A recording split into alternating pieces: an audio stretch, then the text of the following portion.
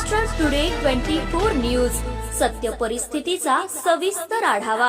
सत्ता कोणाच्या हाती, विजयाची पताका कोण फडकवणार, जनता कोणाच्या गळ्यात टाकणार विजयाची माळ, जनतेचं मत कोणाला, संपूर्ण महाराष्ट्रातील महानगरपालिकेतील संपूर्ण आढावा आपणासमोर पहा फक्त महाराष्ट्र टुडे मराठीवर।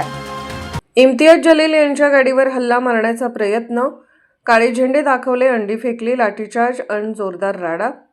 छत्रपती संभाजीनगरमध्ये MIMच्या 2 गटात जोरदार राडा झाला।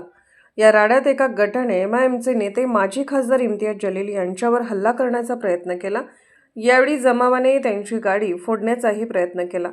तणाव वाढल्याने पोलिसांना इथे लाठीचार्ज करावा लागला। त्याआधी जलील प्रचार करत असताना त्यांना काळे झेंडे दाखवण्यात आले। शिवाय जमावाने अंडीही फेकल्याचे समोर आले आहे।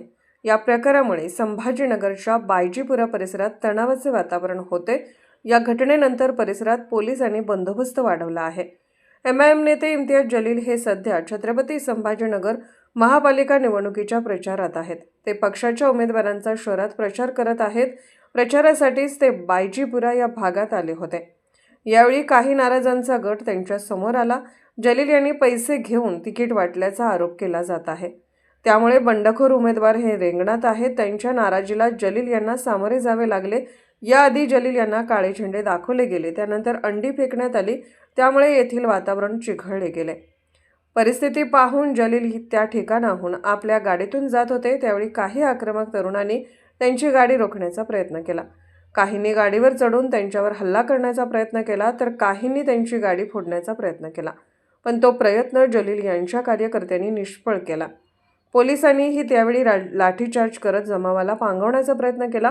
मात्र हा हल्ला जलील यांनी स्वतःच घडवून आणल्याचा आरोप त्यांच्या विरोधकांनी केला आहे। आम्ही हा हल्ला केला नाही, आम्ही MIM कडून उमेदवारी मागितली होती, पण पैसे घेऊन जलील यांनी तिकीट वाटप केले। त्यामुळे काँग्रेस आणि वंचितच्या पॅनेलकडून आम्ही उभं असल्याचं तिथल्या स्थानिक उमेदवार कलीम कुरेशी यांनी स्पष्ट केलं। महाराष्ट्र टुडे मराठीसाठी ब्युरो रिपोर्ट, छत्रपती संभाजीनगर।